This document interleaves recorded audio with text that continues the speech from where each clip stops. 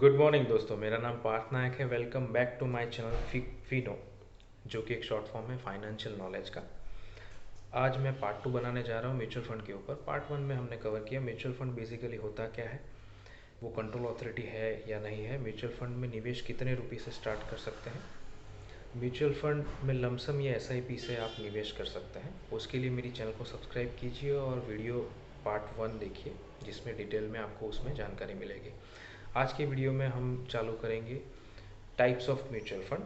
First type आता है large cap fund. Large cap fund जो है वो कंपनियां हैं जो जिनका मार्केट वैल्यूएशन 20,000 करोड़ से ज़्यादा है।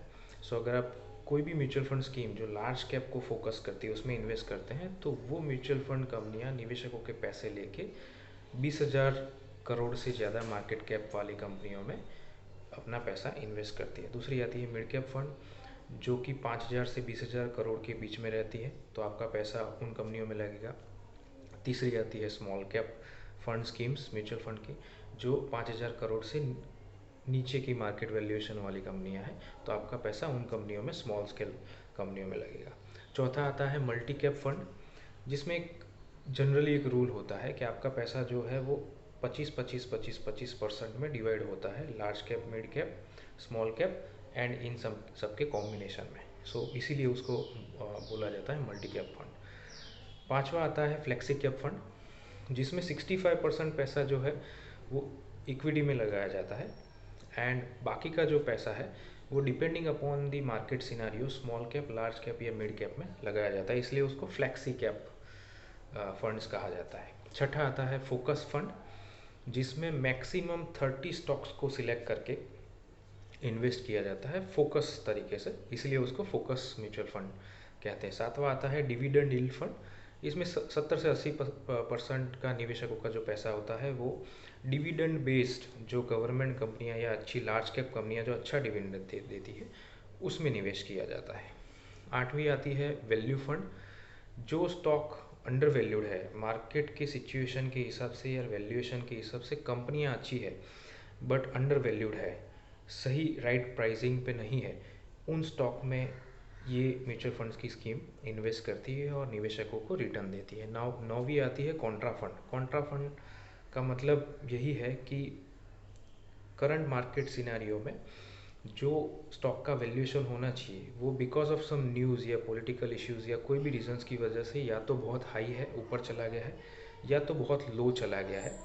सो उसकी राइट वैल्यूएशन से उसकी जो प्राइसिंग है वो कॉन्ट्ररी है, इसीलिए वो ओवर वैल्यूड है या अंडर वैल्यूड है, ऐसे स्टॉक्स में म्यूचुअल फंड कंपनियां इन्वेस्ट करती हैं।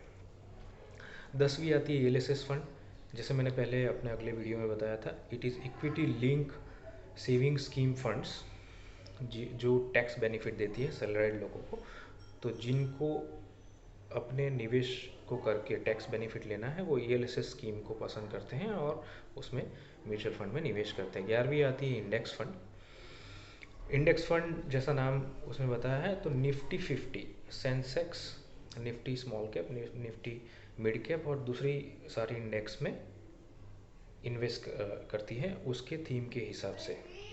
ओके, निफ्टी 50 का मतलब क्या है, तो टॉप की जो 50 लार्ज कैप कंपनियां भारत देश की है वो निफ्टी 50 में आती है।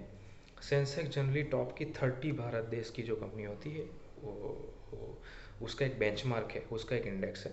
तो ये इंडेक्स में डायरेक्टली म्यूचुअल फंड कंपनियां निवेश करती है। 12वीं आती है एग्रेसिव हाइब्रिड फंड।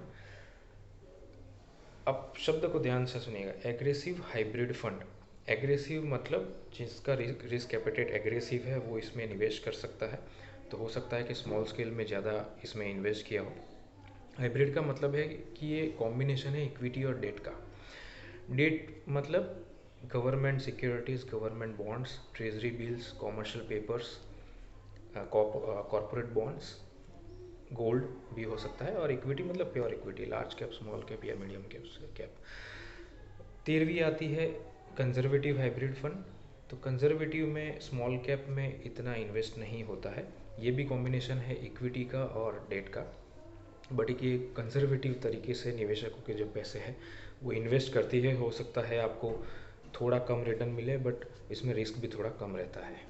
14वीं आती है डायनेमिक एलोकेशन फंड, जो कि मार्केट की सिचुएशन के हिसाब से इक्विटी और डेट के बीच में स्विच ओवर करती है और डायनेमिक सिलेक्शन करती है।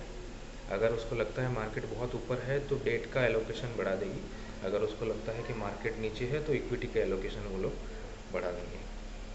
इसके बाद भी म्यूचुअल फंड्स की टाइप आती है, बट मुझे लग रहा है कि वीडियो थोड़ा ज़्यादा लंबा हो रहा है। सो आज के लिए इतना ही दोस्तों। मैं पार्ट 3 बनाऊंगा इसका, और उसमें बाकी की स्कीम के बारे में आपको बताऊंगा। उसके अलावा मैं आपको ये भी बताने वाला हूँ कि म्यूचुअल फंड दूसरे डेट इन्वेस्टमेंट या दूसरे इन्वेस्टमेंट से कैसे सुपीरियर है, कैसे अच्छा है, आपको अच्छा रिटर्न दे सकता है। सो जुड़े रहिए, चैनल को सब्सक्राइब कीजिए, और आप अपने सजेशन मेरे चैनल के नीचे मुझे भेज सकते हैं, जिससे मैं वीडियो जो है वो इम्प्रूव कर सकूँ। Thank you very much.